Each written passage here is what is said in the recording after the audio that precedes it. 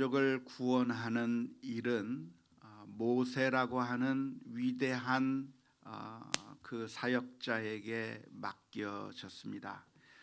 미디안 광야에서 평범한 삶을 살고 있었던 그 모세를 하나님께서 불러주셔서 떨기나무 가운데서 불이 타는데 그 나무가 타지 않는 아주 신비한 체험을 통해서 하나님께서는 모세를 불러주셨고, 나는 못합니다, 나는 할 수 없습니다, 그렇게 고세하는 모세를 강권하신 그 하나님께서 이스라엘 민족을 구원하는 그 엄청난 일에 사용하신 사람이 바로 모세입니다. 하나님께서 모세를 선택하신 이유가 무엇일까요? 다른 사람이 아니라, 다른 곳에 있던 이스라엘 사람이 아니라 저 미디안 광야에서 평범한 삶을 살아가고 있었던 그 모세를 하나님께서 특별하게 선택하신 이유가 무엇이겠습니까? 하나님께서 특별히 그 모세를 훈련시키시고 왕궁에서 교육도 받게 하시고 광야의 지리도 잘 알게 하시고 하는 여러 가지 장점과 여러 가지 그 지도자로서의 여러 가지 참 갖춘 모습들이 많이 있었기 때문일 거라고 우리가 생각하기가 쉽습니다만은, 사실은 모세가 완벽한 사람이어서 다른 어떤 사람들보다 더 뛰어나고 신앙적인 면에서나 아니면 이런 판단력이나 리더십이나 여러 가지 지식에 있어서 그 어떤 사람들보다도 뛰어난 사람이었기 때문에 그래서 하나님께서 모세를 선택하신 것은 아닙니다. 사실 모세라고 하는 사람을 우리가 평가해 본다고 하면 모세도 여러 가지 면에서 단점이 있었던 사람이었습니다. 모세가 실수도 많고, 뿐만 아니라 모세가 고백했던 것처럼 모세는 말주변이 없는 사람이었어요. 말 잘 못하는 사람이 있잖아요.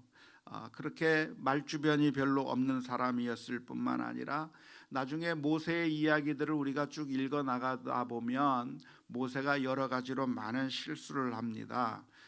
죄를 짓기도 합니다. 구스 여인을 취한 일, 잘못한 일이죠. 반석에서 물을 내면서 화를 냈던 일, 성격이 아주 못됐던 그런 모세의 모습이겠고요. 뿐만 아니라 백성들을 재판할 때 지혜롭지 못하게 혼자서 그것을 다 감당하고 있었던 일 등등, 모세의 단점들을 찾아보라고 한다면 우리가 충분히 많이 찾아낼 수가 있을 겁니다. 특별히 말을 잘 못한다고 하는 것은 지도자로서 참 결격사유라고 말할 수 있을 것 같아요. 정말 앞으로 이 미래에 정말 필요한 인재가 어떤 인재겠습니까? 미래 세대에 있어서 가장 필요한 인재, 어떤 사람이 리더십을 발휘하고 어떤 사람이 참 능력 있는 일을 하게 되냐면 그 사람이 얼마나 설득력 있게 사람들에게 말할 수 있는가, 그리고 얼마나 사람들을 친화력 있게 사람들에게 다가가서 사람들을 사귈 수 있는가, 이런 재능들이야말로 사실 사람들에게 있어서 가장 중요한 그런 모습이라고 그렇게들 이야기합니다. 우리 한국 사람들은 그저 영어 잘하고 수학 잘하면 그게 최고인 줄 알지만, 사실은 영어나 수학 잘하는 것보다도 더 중요한 것이 말을 해서 설득할 수 있는 그런 설득력, 사람들과 잘 친화할 수 있는 능력이 훨씬 더 중요한 것이죠. 그래서 우리 자녀들을 기를 때 그냥 영어 수학에 치중할 것이 아니라 사실은 이것이 훨씬 더 중요한 것인데, 그렇게 하기 위해서는 우리 자녀들을 기르면서 자녀들에게 사랑을 많이 베풀어주고, 뿐만 아니라 자녀들이 말하는 것을 자꾸 끊지 말고 끝까지 인내하면서 들어주고 맞장구 쳐주고 대화하면서, 그래서 우리 자녀들이 말을 잘할 수 있도록 설득력 있게 말하는 능력을 길러주고 친화력, 사람들을 두려워하지 않고 친하게 친화력을 길러주는 일들을 부모님들이 할 필요가 있어요. 이건 복음이 아니라 그냥 지혜라고 할 수가 있겠는데, 아무튼 모세라고 하는 사람에게 있어서는 바로 그런 면이 정말 부족한 겁니다. 말주변이 없는 겁니다. 그런데 하나님께서 왜 모세를 선택하셨는가? 왜 모세를 다른 사람이 아니라 이 사람을 선택했는가? 그것은 모세가 그만큼 장점이 많아서가 아니라 어떤 리더십이 있었기 때문이 아니라 사실은 누구를 선택해도 아무 문제가 되지 않기 때문에 그래요. 하나님께서 10가지 재앙을 일으키실 것이고, 하나님께서 이스라엘 민족을 건져내실 것이고, 하나님께서 그 모든 과정을 다 하실 것이기 때문에 사실상 그 하나님께서 들어쓰시는 사람은 누가 돼도 아무 상관이 없기 때문에 하나님께서 그 모세를 선택하신 것이라고 보는 것이 옳을 것입니다. 모세가 여러 가지로 단점들이 많이 있었을 때 하나님께서는 이 모세는 단점이 많으니까 안 되겠구나, 자격 미달이다라고 하면서 모세가 아닌 다른 사람을 찾겠다고 하지 않으셨습니다. 그냥 모세를 선택하셨고요. 뿐만 아니라 하나님께서 선택하신 방법이 있는데 그것은 무엇이냐면 아론이라고 하는 사람을 붙여주신 것입니다. 모세는 잘 말을 못하니까 아론의 형인 모세의 형인 이 아론이 모세를 대신해서 말을 할 수 있도록 대변인처럼 모세가 말하는 것을 다 아론이 대변해서 말할 수 있도록 이 말하는 자를 함께 데리고 가라고 했던 것이 바로 하나님께서 선택하신 방법이었다고 할 수가 있겠습니다. 이것이 어쩌면 성경적인 원리라고 말할 수 있겠는데요. 우리 인간들은, 우리 인생들은 완벽하게 모든 것들이 갖추어진 사람이라고 하는 것은 없습니다. 많은 단점이 있을 수밖에 없는 것이고, 그리고 굉장히 훌륭하고 모든 면에서 참 잘 갖추어진 사람처럼 보인다고 하더라도 그 사람에게는 역시 단점이 있을 수밖에 없습니다. 장점들이 많이 드러나기 때문에 저 사람은 참 훌륭해 보인다고 생각할지 모르겠지만, 그러나 실제로 그 사람의 그 이면을 보면 단점이 없는 사람, 부족한 것이 없는 사람이 없고, 모든 사람들이 다 장점만 있는 것이 아니라 단점들이 다 있는 것이죠. 하나님께서 우리 인생들을 창조하실 때 각각 다르게 창조해 주셨습니다. 독특하게 사람들을 창조해 주셨는데요, 이 세상에 똑같은 사람이 단 한 사람도 없고, 성격도 다르고 생각도 다르고 능력도 다르고 성향도 다르고 모든 것들이 다 다르게 되어 있습니다. 그래서 사실은 이 모든 다른 사람들이 혼자서 무엇인가를 다 해낼 수가 없어서, 그래서 모든 사람들이 함께 모이고 의견을 같이 나누고 대화를 하면서 그래서 좀 더 좋은 결정을 해나가는 것이고, 혼자 하는 것보다 여러 사람들이 같이 결정하는 것이 훨씬 더 중요한 것이고, 그리고 혼자 모든 것을 해치우는 것보다도 함께 동역자가 있어서 함께 일해 나가는 것이, 그것이 더 바람직한 것이고 사실 그것이 성경적인 방법이라고 말할 수가 있겠습니다. 가정도 마찬가지인데요, 하나님께서 가정이라고 하는 제도를 만들어 주셨을 때 한 남자와 한 여자를 부부로 만나게 해서 그래서 같이 살아가도록 만들어 주셨는데, 그 보통 남편과 아내가 주로 어떻게 만나죠? 우리나라 사람들이 늘 하는 얘기로 전생의 원수들이 만나는 거예요. 그만큼 성격도 완전히 정반대, 모든 것들이 다 정반대의 사람들이 만나는 게 부부입니다. 그렇게 서로 다른 사람들이 만났기 때문에 이 사람이 보지 못하는 것을 이 사람이 보는 것이고, 이 사람이 보지 못하는 걸 저 사람이 보면서 함께 온전한 가정을 만들어 나가는 것이죠. 부부가 생각도 다르고 성격도 다르고 서로 잘할 수 있는 것이 다 다르기 때문에, 그래서 두 사람이 만나서 서로가 서로에게 도움을 주면서 하나의 아름다운 가정을 만들어 나가는 겁니다. 둘 다 무서워버리면 우리 자녀들이 어떻게 숨을 쉬겠어요.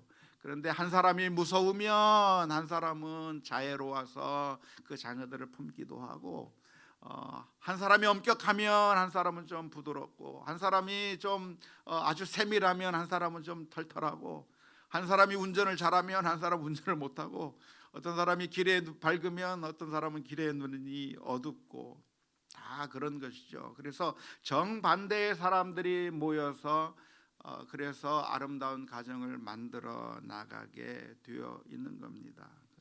그런데 다름을 인정하지 않고 그렇게 서로 불편해 한다고 하면 문제가 자꾸만 발생할 수밖에 없습니다. 교회도 역시 마찬가지인데요. 교회도 어떤 교회가 좋은 교회인가? 사실은 교회에도 여러 가지 다른 사람들이 모여 있게 되어 있습니다.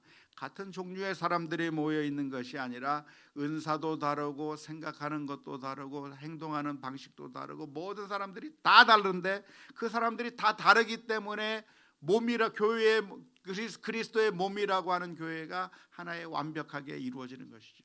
다 눈이면, 다 코면, 몸에 눈도 있고 코도 있고 입도 있고 귀도 있고 모든 다른 지체들이 함께 붙어 있어야 그게 정상이지, 다 눈만 있으면 어떻게 되죠? 괴물이 되는 거예요. 괴물. 다 다른 사람들이 모여 있어야 그게 온전한 그리스도의 몸을 이루게 된다고 하는 것이 성경적인 원리입니다. 고린도전서 12장 28절부터 30절 말씀에 보면 이렇게 기록합니다. 하나님이 교회 중에 몇을 세우셨으니 첫째는 사도요, 둘째는 선지자요, 셋째는 교사요, 그 다음은 능력을 행하는 자요, 그 다음은 병 고치는 은사와 서로 돕는 것과 다스리는 것과 각종 방언을 말하는 것이라. 다 사도겠느냐, 다 선지자겠느냐, 다 교사이겠느냐, 다 능력을 행하는 자이겠느냐, 다 병 고치는 은사를 가진 자이겠느냐, 다 방언을 말하는 자이겠느냐, 다 통역하는 자이겠느냐. 그러므로 너희는 더욱 그 은사를 사모하라. 서로 다르지만 고린도전서 12장 다음에 나오는 말씀이 무슨 말씀이죠? 사랑자인 거예요. 사랑으로 서로 다름을 인정하고 참으면서 하나를 만들어가는 그런 역할을 해 나갈 때 그게 아름다운 교회가 되는 것이고 가정이 되는 것이고 사회가 된다고 하는 사실을 믿을 수 있기를 주님의 이름으로 축원합니다. 내가 잘할 수 있는 것을 가지고 교만의 재료를 삼는 것은 아주 잘못된 것입니다. 다른 사람들은 잘 못하는데 내가 잘할 수 있는 것이 있다고 한다면, 다른 사람에게는 없는 것인데 내게 있는 것이 있다고 한다면 사람들은 금세 그것 때문에 교만한 마음을 가지게 되고, 그렇게 하지 못하는 사람들을 바라보면서, 적게 가진 사람들을 바라보면서 비난하거나 무시하는 그런 사악한 마음들이 우리 인생들에게 있습니다. 하지만 그것은 우리를 각각 다르게 창조하신 하나님을 비난하는 것이 되고 하나님을 무시하는 것이 되기 때문에 그것은 아주 큰 죄악이라고 하는 사실을 기억해야 할 것입니다. 만약 우리에게 무엇인가가 있고 다른 사람들에게 없다고 한다면 그것은 하나님께서 내가 가진 것으로 그렇게 부족한 사람들을 도와주라고 하는 것임을 기억하면서 우리가 사랑으로 그 부족한 사람들을 채워주고 그 사람들의 약점을 감싸주고 그래서 온전한 삶을 이루어 나가야 되는 것입니다. 모세가 그 이스라엘 민족을 구원하기 위해서 나아가는 그 길에 말을 잘 못한다고 한다면 아론이 함께 가서, 그래서 그 아론이 이야기를 해주고 대변해주면서 함께 사역을 해나가야 되는데, 만일 그것 때문에 내가 교만해질 수 있다고 한다면, 그리고 다른 사람을 무시하게 된다고 하면 하나님께서 우리를 함께 사역하게 하신 것을 오해하고 왜곡한 것이 되는 것을 기억해야 할 것입니다. 이 세상에서 가장 어리석은 사람이 누굽니까? 그것은 비교하면서 길을 꺾는 것이죠. 특별히 우리 부모님들이 우리 자녀들을 그렇게 잘못 대할 때가 많은데요. 우리 자녀들을 보면서 너는 왜 그 모양이냐 하면서, 내 친구 아들은 100점 맞았다더라, 내 친구 딸은 이것도 했다더라 하면서 막 그렇게 우리 자녀를 기를 많이 죽이는데, 그걸 가르쳐서 뭐라고 하죠? 엄친아라고 하잖아요. 엄마 친구의 아들. 그런 아들이 존재하는지도 모르겠는데, 자꾸만 그런 우리 자녀들보다 더 뛰어난 사람들을 비교하면서 우리 자녀들의 길을 꺾는다고 한다면, 그것은 정말 하나님께서 우리를 각각 다르게 창조하신 하나님의 그 선하신 의도를 왜곡하는 것이 되고 무시하는 것이 될 겁니다. 가능하면 칭찬을 좀 많이 해주세요. 우리 자녀들 비난만 하지 말고, 책망을 하지 말고. 공부 못해도 괜찮아요. 그렇다고 해서 망하는 거 아니에요. 이 아이들에게 장점이 있다고 한다면 그 장점을 개발해주고, 네가 가진 바로 그 장점으로, 그것이 그 장점이 없는 다른 아이들을 본다고 한다면, 그 장점이 없는 사람들을 본다면 가서 도와주고, 너에게 하나님께서 그런 장점을 주셨다고 한다면 그것을 통해서 수많은 사람들에게 사랑을 베풀라고 그 장점을 주신 것이라고 우리 자녀들을 격려해 줘야 돼요. 이번에 참 대구에서 의료진들이 모자란다고 하니까 전국에 있는 의사들이 자원해서 갑니다. 병원 문 닫고 가는 거예요. 평상시는 그냥 돈을 벌기 위해서 많이 애썼다고 할지라도, 옛날 학생 시절 때 히포크라테스의 선서를 하면서 환자가 있는 곳이라고 한다면 달려가겠다고 하는 그 정신이 생각이 나가지고, 그래서 힘들고 어려운 그 위험한 곳으로 달려가는 그 모습을 보니까 참 너무 감동적. 다 가란 얘기는 아니에요. 다 가란 얘기는 아니고, 그런데 그게 하나님께서 우리들에게 주신 그 바로 의미거든요. 하나님께서 내게 주신 장점, 하나님께서 나로 하여금 말을 잘하게 만들어 주셨다든지, 아니면 어떤 능력을 주셨다든지, 다른 사람과 다른 어떤 장점이 있다고 한다면 그걸 가지고 다른 부족한 사람들을 위해서 더 사용하고 사랑할 수 있다고 한다면 그것이 좋은 것인데, 우리 부모님들이 우리 자녀들을 기르면서 그런 장점들을 격려해주고 그걸 통해서 수많은 사람들에게 사랑을 베풀도록 그렇게 가르치지 않고, 크리스찬이면서도 자꾸만 단점들을 책망하고, 그리고 이기적으로 살아가도록 네가 잘 돼서 네가 잘 먹고 네가 잘 살으라고 하는 식으로 이야기한다고 하면 그것은 바른 태도가 아니라고 하는 사실을 우리가 기억해야 될 줄로 믿습니다. 다른 사람들보다 좀 못한 면이 있다고 해도 괜찮아요. 그걸 다른 사람들보다 못한 면이 있어도 그 아이에게 더 좋은 면이 있기 때문에 하나님께서 그걸 통해서 더 큰 일을 이룰 수 있다고 하는 사실을 기억하면서 우리 자녀들을 양육해야 될 줄로 믿습니다. 사실 모든 사람들이 다 단점들이 있는 것이죠. 모세만 단점들이 있었던 것이 아니라 예수님의 제자들도 단점들이 많이 있었습니다. 바울 사도도 단점이 많았어요. 바울 사도의 단점이 뭔가요? 바울 사도의 단점은 병약하다고 하는 단점. 또 바울 사도도 말주변이 없었던 게 단점이에요. 바울 사도의 편지 가운데 나오는데 바울 사도는 글을 기가 막히게 썼습니다. 우리 성경의 신약 성경이 바울 사도가 쓴 성경책이 굉장히 많잖아요. 편지가 많은데, 그런데 실제로 바울을 딱 만나면 바울 사도가 말을 제대로 못해가지고 만나면 어눌하다고 바울 사도를 향해서 비난했던 이야기가 바울 서신에 기록되어 있습니다.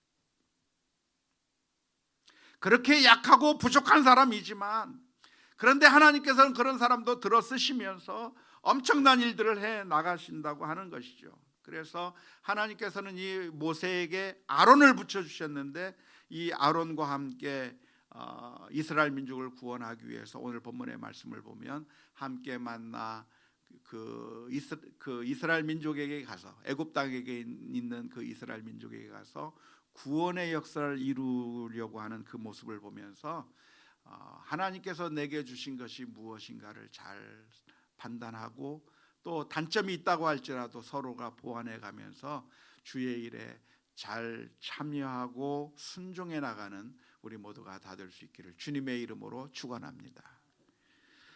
교회 사역을 해 나갈 때, 앞으로 여러 가지 부탁할 때 못하겠다고 자꾸만 빼지 않으셨으면 좋겠어요. 저는 강요는 안 하지만, 그러나 필요가 있을 때 못하겠다고 뺄 것이 아니라, 뿐만 아니라 비교하면서 다른 사람들을 무시할 것이 아니라, 내가 아론과 같이 말할 수 있다고 한다면 그 옆에 다가가서 도와주고 사랑을 베풀 수 있는 그런 귀하고 복된 하나님의 사역자들이 다 될 수 있기를 주님의 이름으로 축원합니다.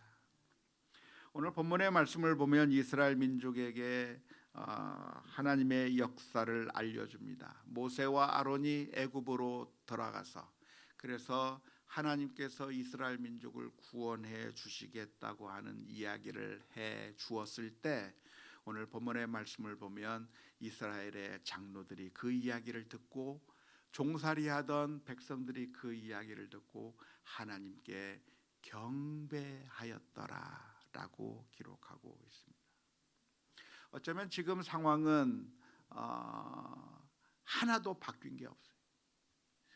여전히 바로 왕 밑에서 종살이하고 있고, 모든 것들이 다 그대로인 그 상태에서 모세와 아론이 가서 하나님께서 여러분들을 구원해 주실 겁니다.